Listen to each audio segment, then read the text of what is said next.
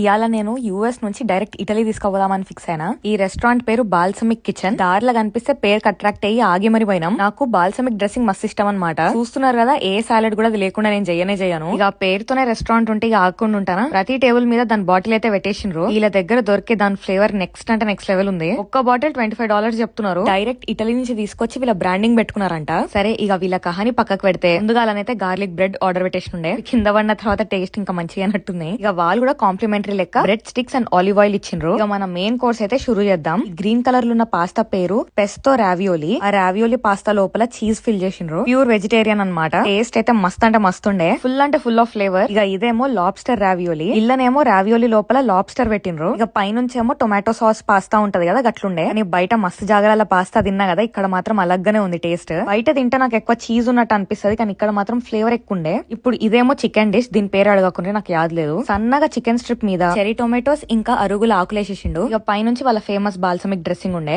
Taste అయితే 10/10 అనిపించింది. San Diego side imperial beach side పోతే బరాబర్ గా ట్రై చేయండి. సమజ్ అవుతుంది కదా. సరే మరి ఉంటాం అలా.